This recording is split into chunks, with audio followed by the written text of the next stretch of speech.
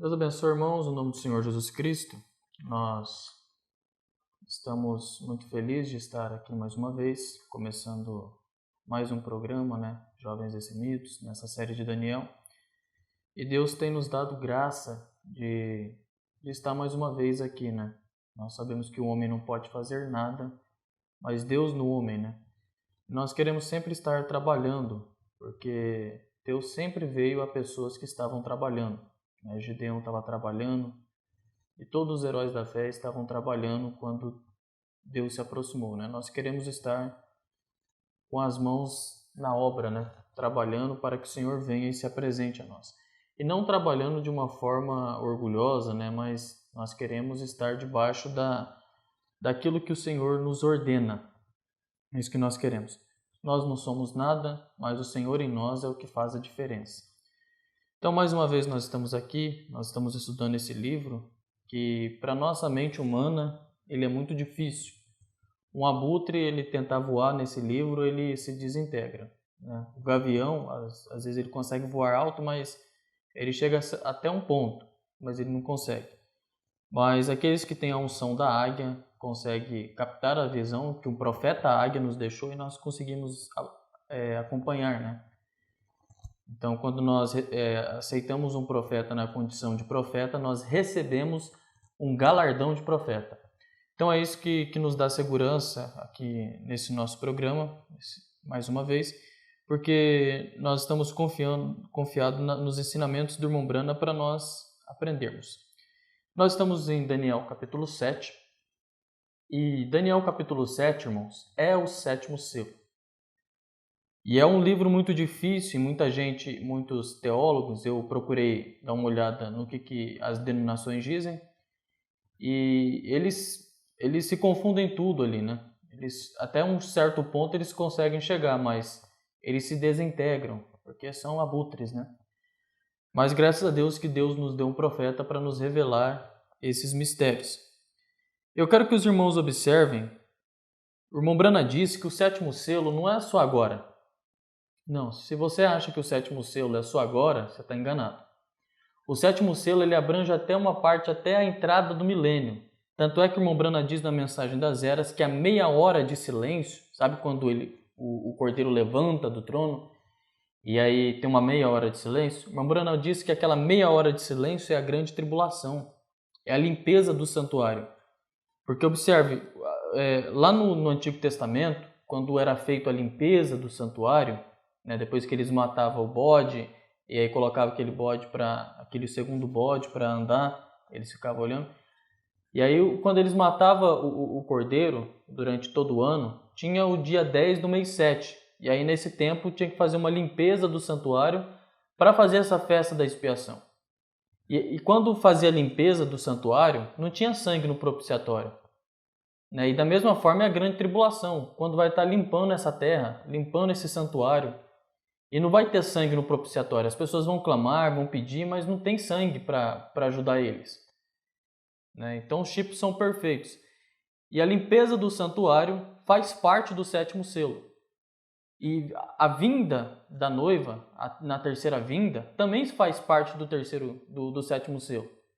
Então você tem que olhar todas essas coisas, às vezes é muita informação, mas como eu disse, o abutre ele se desintegra, o gavião se desintegra voando, mas a águia não. A águia ela vai voando e quanto mais perto do sol, melhor para ela, porque os piolhos vão caindo, o peso vai saindo, e aí ela gosta de voar em alturas celestiais.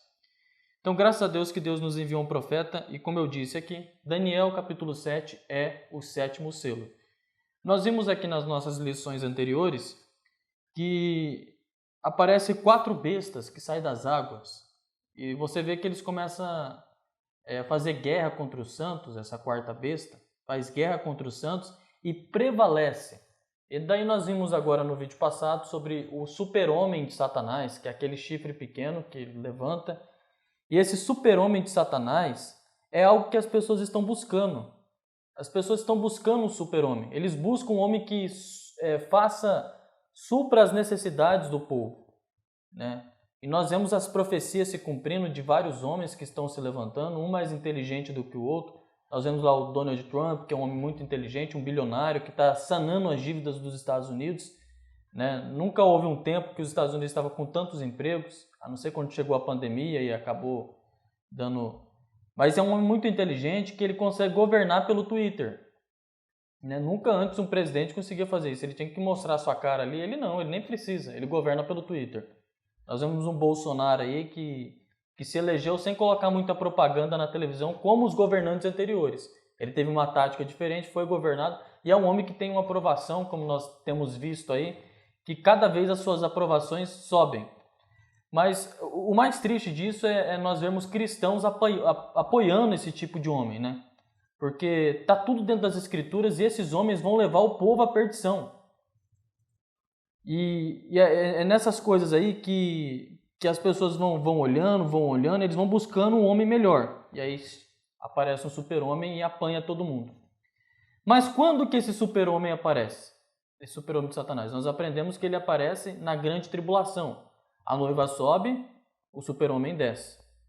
Né? Só na grande tribulação que vai aparecer aquele papo americano que nós falamos. Só na grande tribulação. A noiva não vê nada disso aí. Só na grande tribulação que o super-homem de Satanás aparece.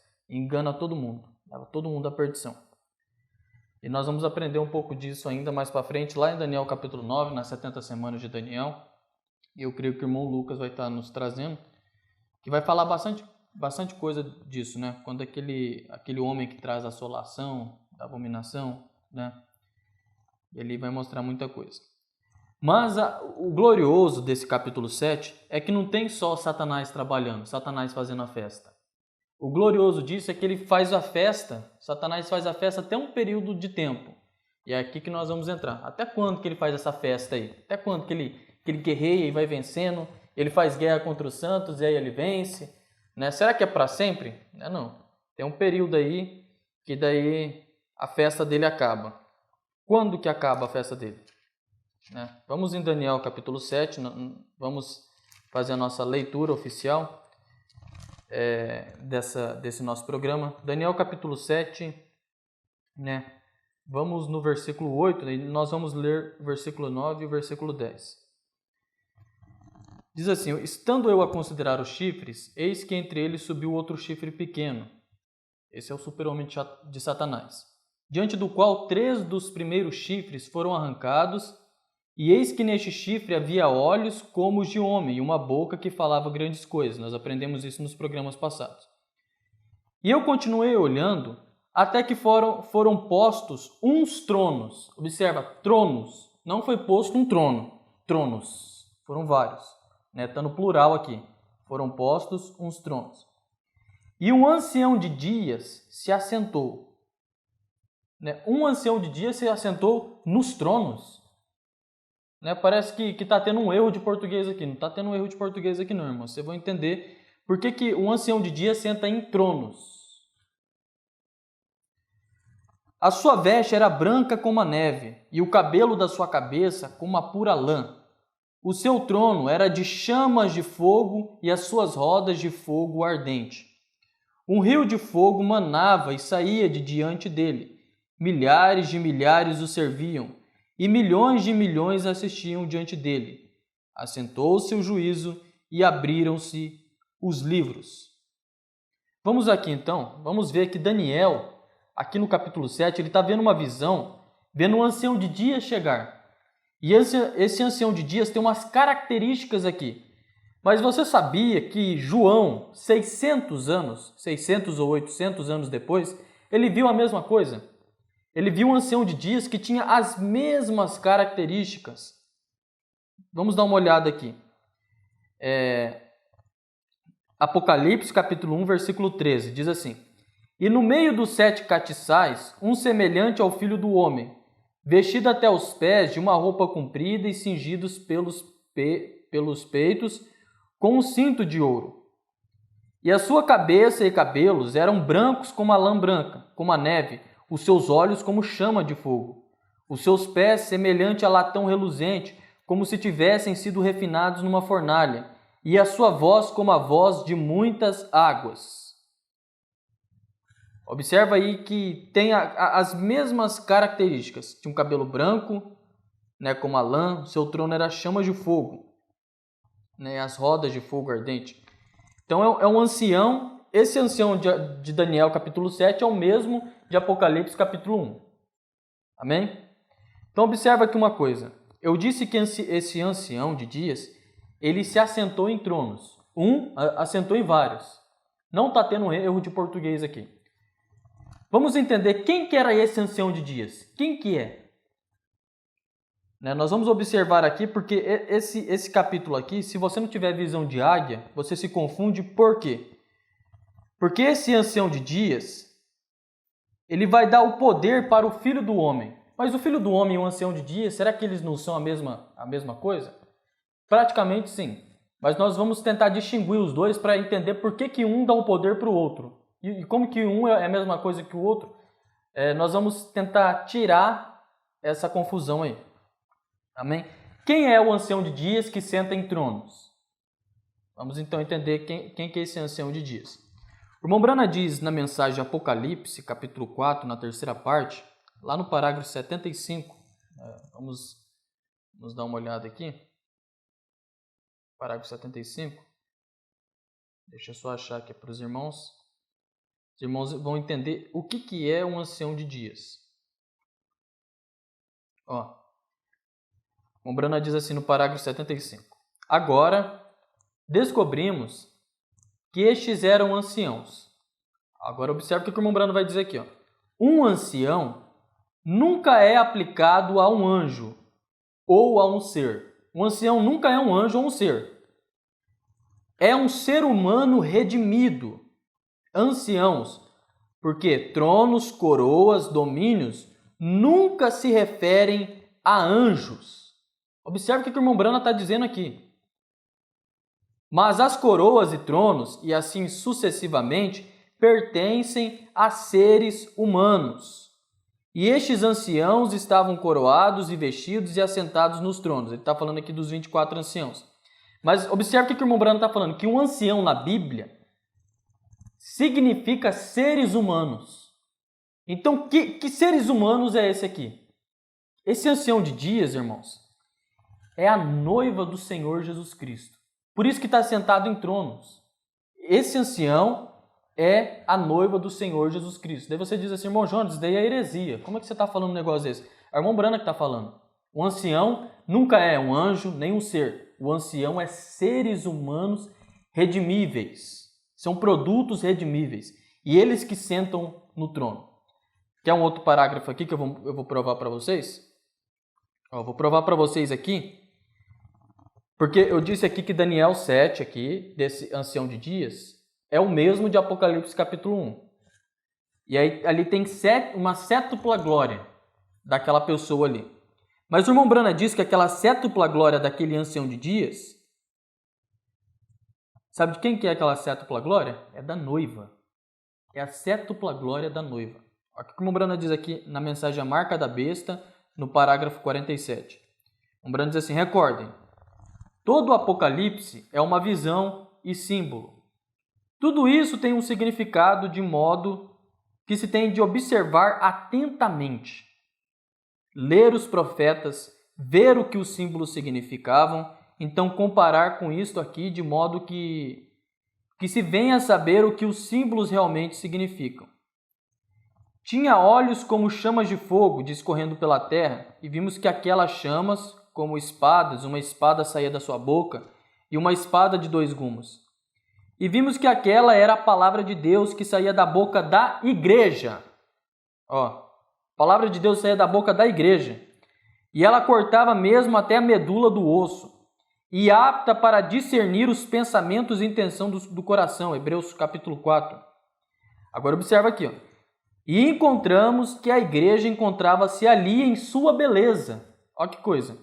Cristo simplesmente moldado nela. A igreja usava uma vestimenta branca e, como se nota, ela era uma mulher ao redor do seio. Então, ali naquela sétupla glória, fala que tinha uma vestimenta ao redor dos peitos, do seio. Então, era uma mulher. Ele estava falando de uma mulher. Ela tinha a vestimenta cobrindo sua vergonha e tinha um cinto de ouro cingido ao redor dela, que a mantinha em torno do seio. branca, falando da justiça de Cristo. E o cinto de ouro representava o Evangelho. A pregação do Evangelho traz o Espírito Santo sobre a igreja. A justiça de Cristo mantém-na ali, atada com o fio do cinto. Então ela estava de pé sobre pés como latão. Ela tinha sido refinados na fornalha. Latão fala de juízo divino. E Deus, para satisfazer seu grande juramento que ele fez, ele enviou Cristo e Cristo pagou o juízo divino. E então a igreja está baseada em juízo divino. Cristo ocupando o lugar dela. Que belo quadro! No meio dos 7 castiçais de ouro. Então quem é o ancião de dias? É a noiva. A noiva do Senhor Jesus Cristo é esse ancião de dias que ele estava vendo. E ela estava sentada nos tronos. E o trono era chamas de fogo e as suas rodas de fogo ardente. Então ela estava sentada ali no trono. E sabe o que ela estava fazendo? Julgando. Quem que ela estava julgando? Quem será que ela estava julgando? Quem que essa mulher estava julgando? Aqui eu quero que os irmãos observem que essa mulher, ela só recebe poder no final da grande tribulação. Ela só vai receber esse poder, a noiva, no final da grande tribulação. Sabe por quê? Porque para Jesus receber o domínio da terra e a noiva receber o domínio, eles têm que estar casados. Se eles não estiverem casados, eles não têm domínio. Sabe quem que nos diz isso aí? O profeta da era. Olha o que ele diz aqui na mensagem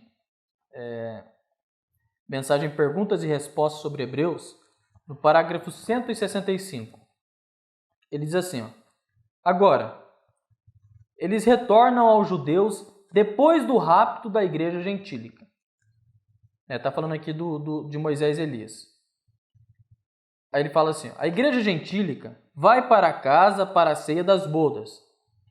E como Rebeca foi levada para o domicílio de Abraão com Isaque, e ali se casaram. E Rebeca e Isaque ficaram com toda a posse de tudo que Abraão possuía. E tudo isso foi para Isaque, absolutamente. Isso não poderia ser de Isaque até que Isaque primeiro se casasse. Oh, aleluia! Aí está você. Olha que coisa maravilhosa aqui, irmãos. Nós só vamos receber o domínio pleno quando nós estivermos casados com o nosso Isaque, com Jesus. Então nós só vamos descer na terra e julgar quando nós estivermos casados. E quando que é o casamento? É na ceia das bodas. O noivo vem no rapto, busca a sua esposa, leva para a tenda, como Isaque levou Rebeca para a tenda, leva para as bodas do cordeiro. E o irmão Brana diz que tem que ter um relacionamento de sangue. Eu tinha um parágrafo aqui anotado, eu posso mostrar para vocês no próximo parágrafo, no próximo programa. Mas tem que ter um relacionamento de sangue. E ali no céu, quando vão se casar, a noiva com o noivo, eles vão se casar. E aí eles voltam. Quando ele sai da tenda, quando o sair da tenda representa saindo das bodas do cordeiro e voltando na terceira vinda. E aí ela vem com poder. E aí a noiva vem e invade a terra. Sabe esses filmes que falam sobre invasão alienígena? Que tem uma invasão alienígena que está acontecendo? Realmente vai acontecer. Só que essa invasão não é nos olhos dele. Essa invasão é a noiva invadindo a terra novamente. E vindo e julgando todo mundo com o quê? Com a palavra. Porque uma das características que João viu era a palavra saindo da boca da igreja. E com a palavra a noiva vai julgar essas nações. Amém? No próximo programa nós vamos falar mais um pouco sobre isso aqui, sobre esse ancião de dias. Que o Senhor Jesus Cristo te abençoe e até o próximo programa. Shalom.